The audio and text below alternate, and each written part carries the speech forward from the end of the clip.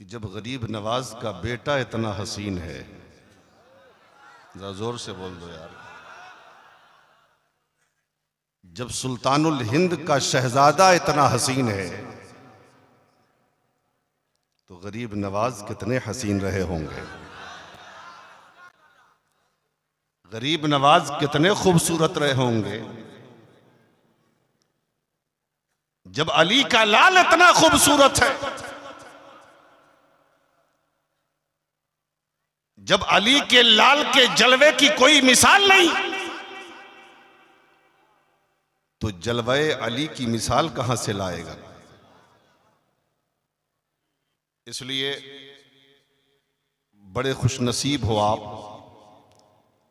कि आपके हाथों में आले अली का दामन है, आपके हाथों में गौसे आजम के बेटे का दामन है, आपके हाथों में गरीब नवाज के शहजादे का दामन है। मैं ज्यादा कुछ नहीं कहूंगा।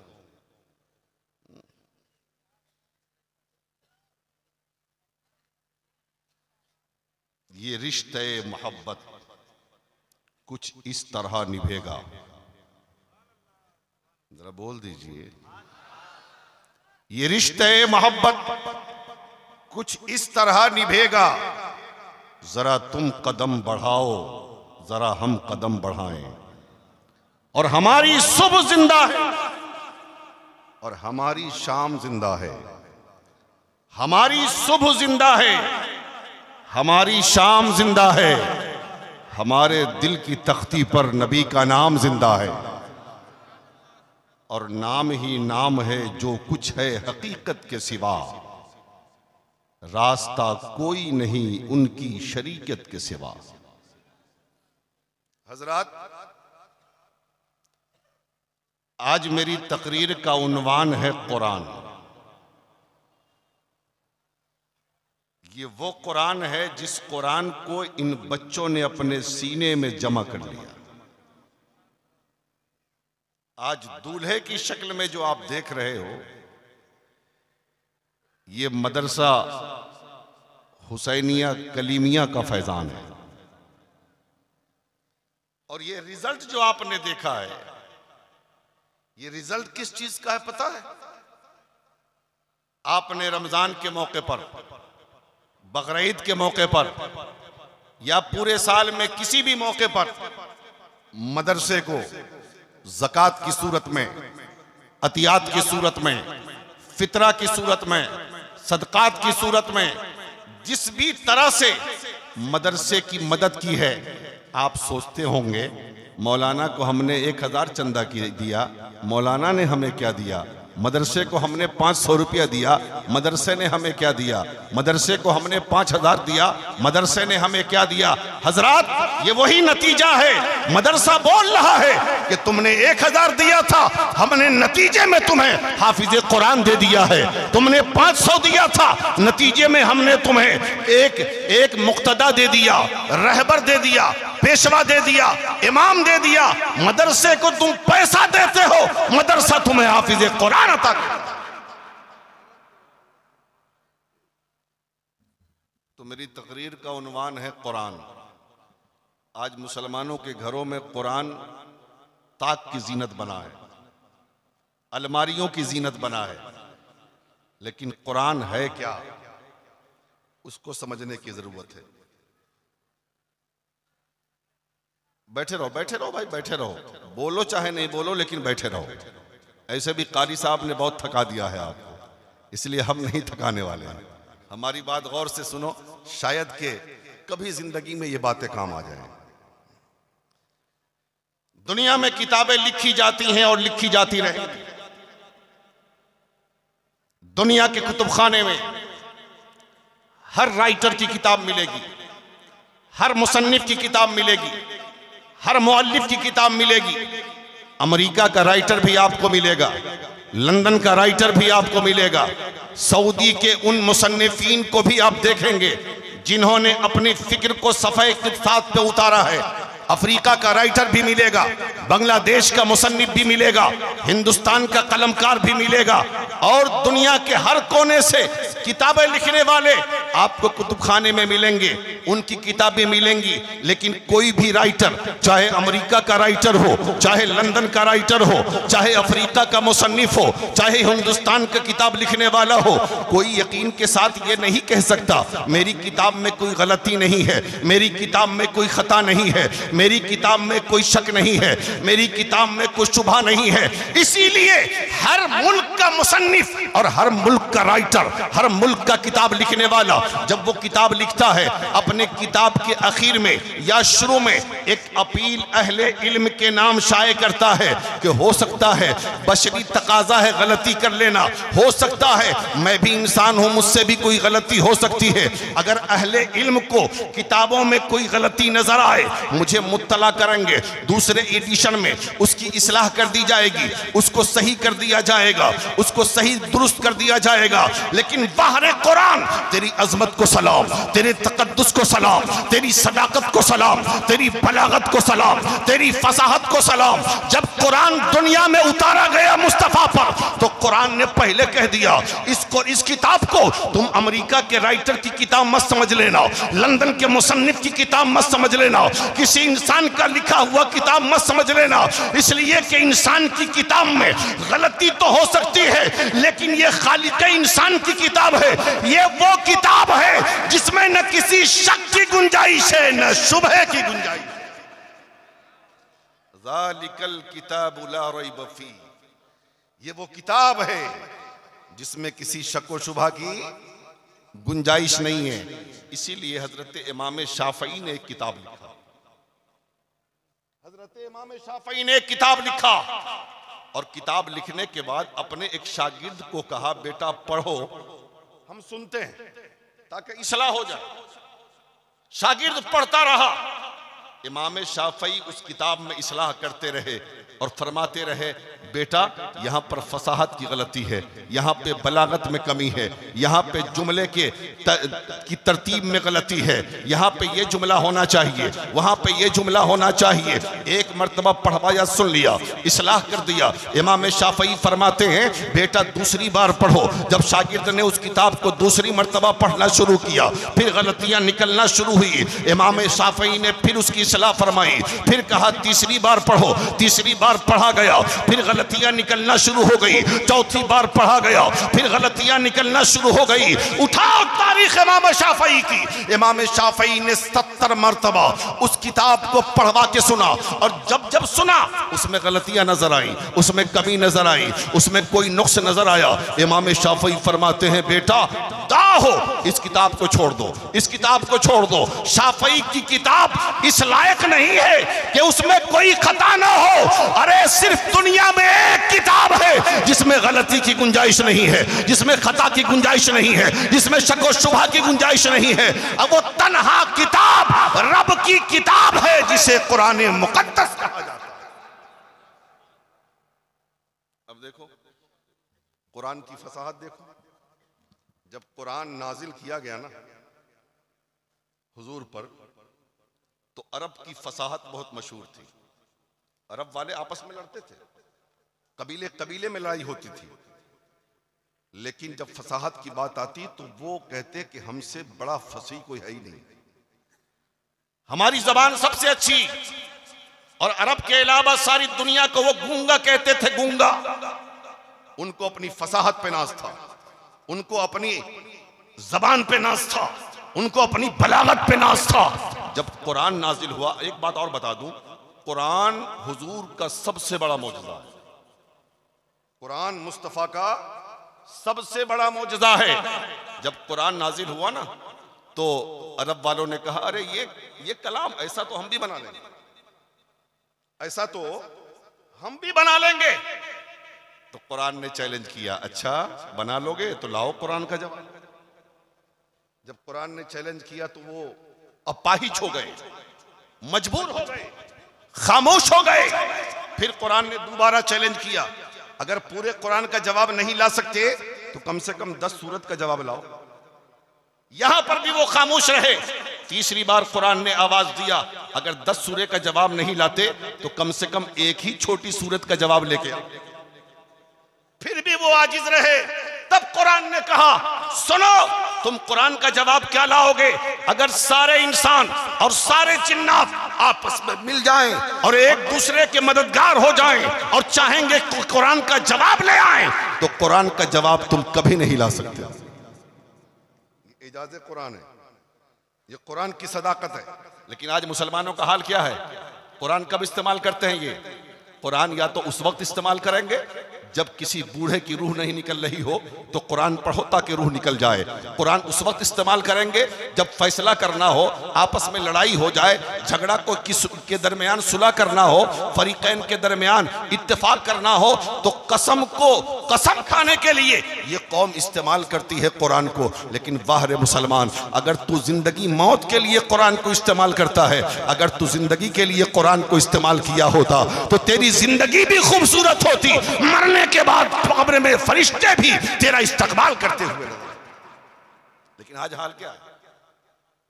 ताक की जीनत है कुरान।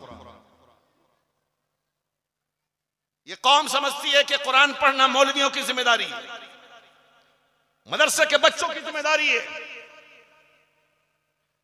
अब्बा मर गए, मौलाना फाजुद्दीन साहब, मेरा बाप मर गया, भेज दीजिए 5 बच्चों को कुरान पढ़ने के लिए। क्यों भाई?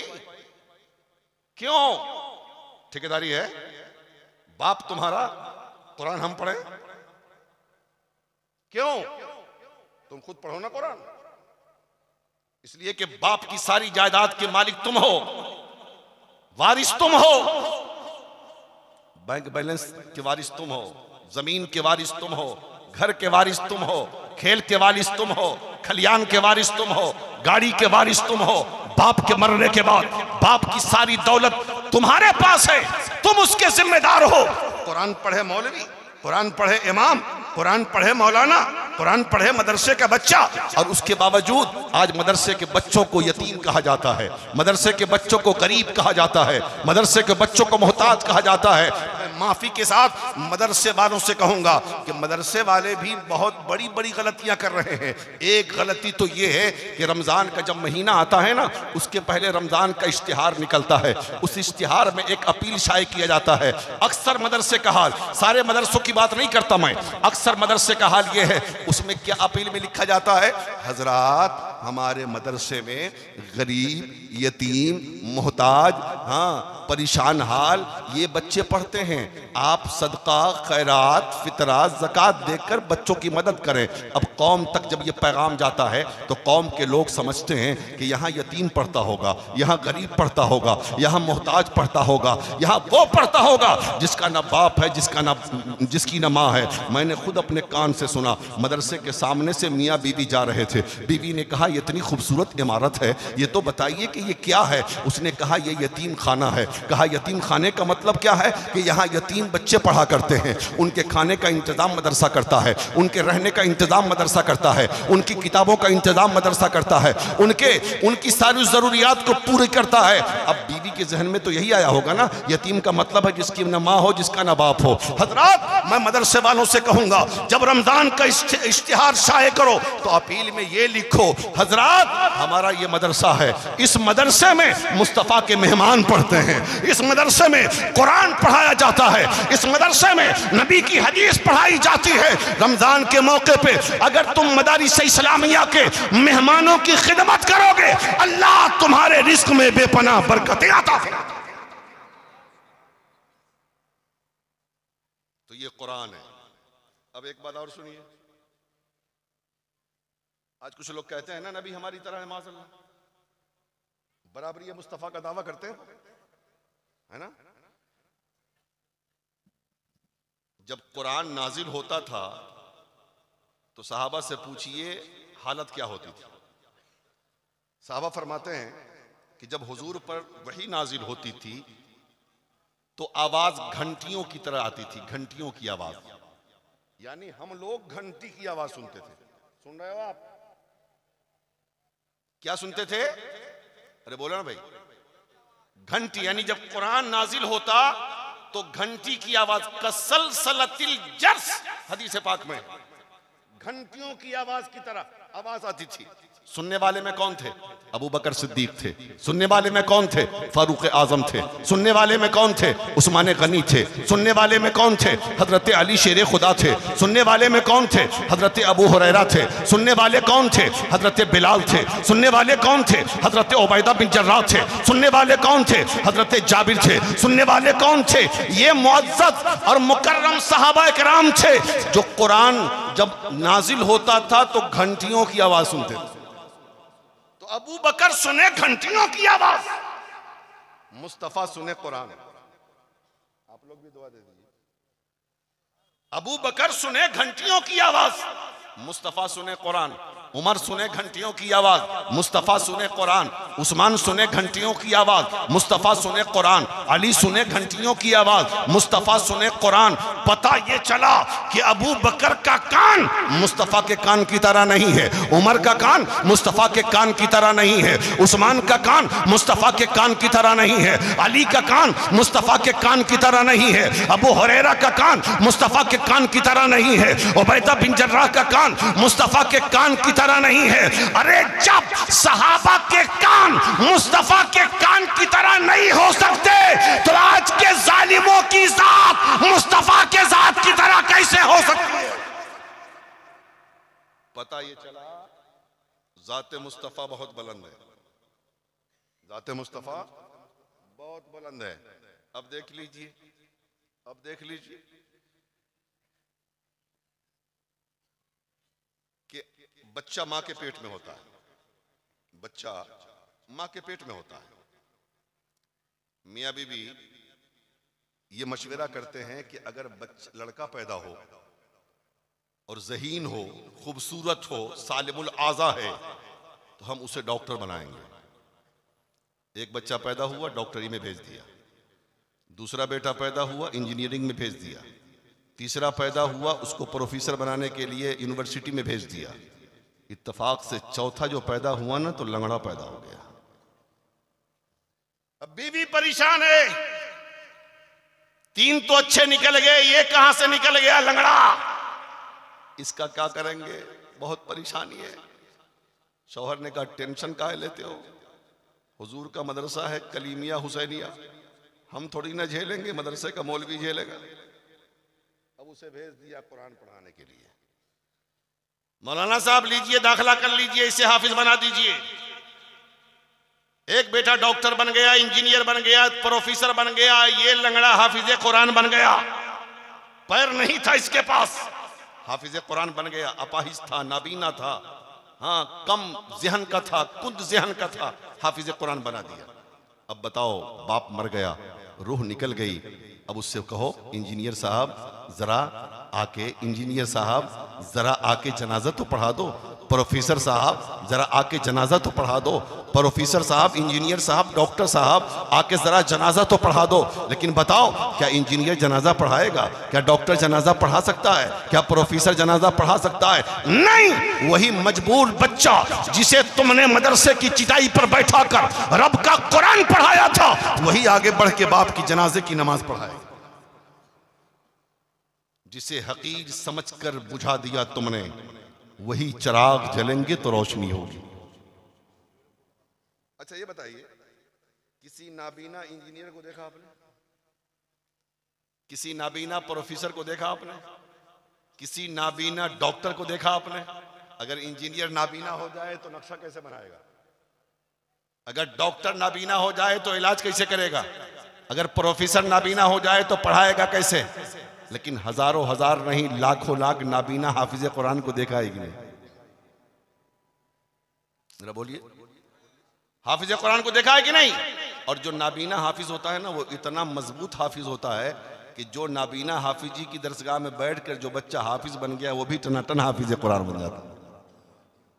अब सुनो, साइंस इतनी तरक्की कर गया, लेकिन उसके बावजूद भी साइंस तुम्हारे गबीउस ज़हन बच्चे को नहीं सहारा दे रही है। साइंस तुम्हारे अपाहिज बच्चे को नहीं ढूंढ रही है। लेकिन मुस्तफा की नूरी चादर देख कि 15 सदियां गुजर जाने के बाद भी नबी की नूरी चादर तेरे नाबीना को संभाल रही है, तेरे अपाहिज को संभाल रही है। इसलिए मैं कहता हूं कुरान पढ़ो, इसलिए कि ये कुरान वो चीज है कि जहां ये कुरान होता है वहीं अल्लाह की रहमतों का नुज़ूल होता है। कुरान अगर मुल्क में है वहीं बरकत होती है, अगर शहर में है वहीं बरकत होती है, अगर मोहल्ले में है वहीं बरकत होती है, अगर घर में है वहीं बरकत होती है, अगर दुकान में है वहीं बरकत होती है, अगर सीने में है वहीं अल्लाह की रहमतों का नुज़ूल होता है। कुरान पढ़ते जाओगे, कामयाबी तुम्हारे कदम को चूमती जाएगी। कुरान का फायदा सुना। एक बूढ़े आदमी का इंतकाल हो गया, सुन रहे हो आप? एक बूढ़े आदमी का इंतकाल हो गया। कभी उसने नमाज नहीं पढ़ी थी, कभी उसने रोजा नहीं रखा था, किसी ने मस्जिद में उसे जाते नहीं देखा था, बेचारा मर गया। तो उस मोहल्ले के एक बुजुर्ग ने ख्वाब में देखा कि वो जन्नत में टहल रहा है। जरा जोर से बोल दीजिए, वो जन्नत में टहल रहा है। अब पता कैसे चले कि इसे जन्नत मिली कैसे? नमाज तो नहीं पढ़ा था, जन्नत मिली कैसे? रोजा तो नहीं रखा था, जन्नत मिली कैसे? ज़कात तो नहीं दिया था, जन्नत मिली कैसे? अमल साले तो नहीं किया था, जन्नत मिली कैसे? अब मालूम कैसे पड़ेगा? मशवरा किया तो ये हुआ कि पहले हम लोग चल के उनकी बेवा से पूछते हैं कि बीवी को सारी हकायक अपने शौहर के मालूम होते हैं, वो बताएगी कि शौहर क्या क्या करता था।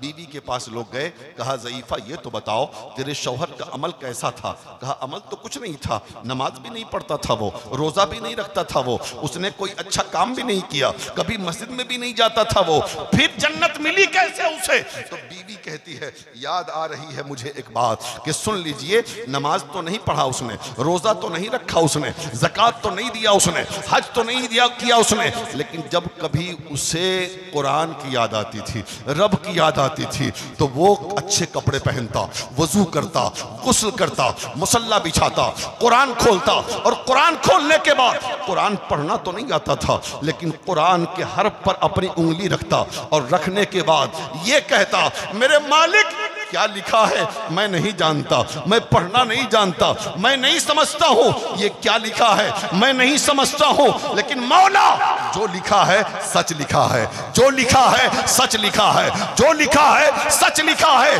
बीवी कहती है बस यही अमल मैंने अपने शौहर का देखा है जो अच्छा अमल है। अल्लाह के नेक बंदे ने कहा बस जन्नत मिलने की और कोई वजह नहीं है, कुरान से मोहब्बत ने इसे जन्नत में दाखिला दे दिया है। जन्नत में जाने की वजह यही है, ये कुरान पर ईमान रखता था और कुरान से मोहब्बत रखता था। आज बहाना करते हैं ना लोग कि हम तो कुरान पढ़ना नहीं जानते। दुनिया की वाहिद किताब है, जितना पढ़ने में सवाब है उतना सुनने में सवाब है, उतना देखने में सवाब है। अगर नहीं पढ़े हो कुरान ना, एक तरीका बताता हूं, कुरान से अगर मोहब्बत है किसी पढ़ने वाले को बैठा लो कि भैया तुम कुरान पढ़ो हम सुनेंगे। जितना पढ़ने वाले को सवाब उतना ही सुनने वाले को सवाब। आप कहोगे मौलाना आज के मसरूफ वक्त में कौन मिलेगा कुरान पढ़ के सुनाने वाला? मैं कहता हूं मिलेंगे तो बहुत सारे, अगर ढूंढो नहीं, लेकिन अगर नहीं कोई मिल रहा है सुनाने वाला तो सुन लो, वजू बना लो और कुरान के औराक को खोलो, देखते जाओगे अल्लाह एक एक हर्फ के बदले में 10-10 नेकियां तुम्हारे नाम अमाल में लिखता जाएगा। तो जितना पढ़ने में सवाब उतना ही सुनने में सवाब और उतना ही देखने में सवाब।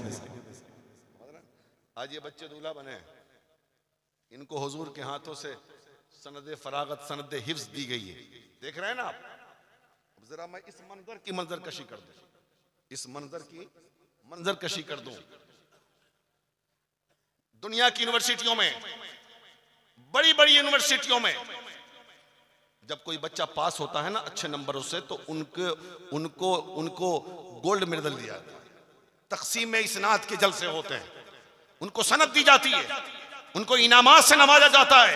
और जब बच्चे को इनामात दिए जाते हैं ना, तो माँ बाप की खुशी का ठिकाना रहित। सही बात है, कोई डॉक्टरी में पास हो गया, कोई इंजीनियरिंग में पास हो गया, कोई पायलट बनने में पास हो गया, कोई प्रोफेसर बनने में पास हो गया, उसे वजीर आजम के हाथों से, उसे मंत्रियों के हाथों से, उसे राष्ट्रपति के हाथों से अगर गोल्ड मेडल पहनाया जाए, उसे सनद दिया जाए, इनामात दिया जाए, तो हर माँ बाप को खुशी होगी ना। ये तो दुनिया का हाल है, ये तो दुनिया का हाल है, ये दुनिया का हाल है। अल्लाह के रसूल फरमाते हैं कि आज दुनिया में क्या है, बेहतर किसे कहा जाता है? बेहतर उसे समझा जाता है जो बड़ी बड़ी बिल्डिंगों में रहता है, बेहतर उसे समझा जाता है जो कीमती गाड़ियों में चलता है, बेहतर उसे समझा जाता है जो जमीन जायदाद का मालिक है, बेहतर उसे समझा जाता है जो मालो दौलत का मालिक है, बेहतर उसे समझा जाता है जो बहुत बड़ा सेठ है, बहुत बड़ा अमीर है। लेकिन आप मुस्तफा जान रहमत से पूछते हैं, आका आप बता दीजिए ना बेहतर कौन है? क्या ये बिल्डिंगों में रहने वाले बेहतर हैं? क्या कीमती गाड़ियों में चलने वाले बेहतर हैं? क्या ये पैसे वाले दौलत वाले बेहतर हैं? मुस्तफा फरमाते हैं नहीं, ये बिल्डिंग वाला बेहतर नहीं हो सकता, ये पैसे वाला बेहतर नहीं हो सकता, ये कीमती गाड़ियों वाला बेहतर नहीं हो सकता, ये बैंक बैलेंस वाला बेहतर नहीं हो सकता, ये जमीन और जायदाद वाला बेहतर नहीं हो सकता। बल्कि मुस्तफा फरमाते हैं खैरुकुम मन तअल्लमल कुरान व अल्लमा, तुम में बेहतर वो शख्स है जो कुरान पढ़ता भी है, कुरान पढ़ाता भी।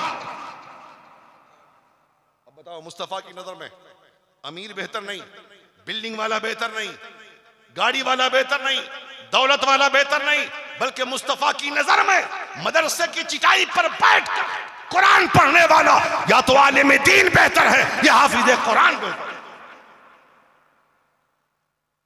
इसलिए मेरे आका फरमाते हैं, सुनो अब मजे की बात, जब इन मेहमानों को देखो ना, ये मुस्तफा के मेहमान हैं, इनको मोहब्बत की नजर से देखो। हुजूर फरमाते हैं कि अल्लाह फरिश्तों से फरमाता है, ऐ फरिश्तों, दुनिया में कुछ लोग झोपड़ियों में रहते हैं। गौर से सुनना, बहुत मेहनत से हम लोग तकरीर तैयार करते हैं, किसी की सुनी सुनाई नहीं बोलते, किताबें पढ़ के बोलते हैं अल्हम्दुलिल्लाह। हुजूर फरमाते हैं, अल्लाह फरमाएगा फरिश्तों गवारा है ना, दुनिया में मेरे कुछ बंदे हैं जो झोपड़ियों में रहते हैं, जिनके फटे पुराने कपड़े हैं, बाल बिखरे हुए हैं, लेकिन सुन लो वो मेरे घर वाले हैं। जरा जोर से बोलो,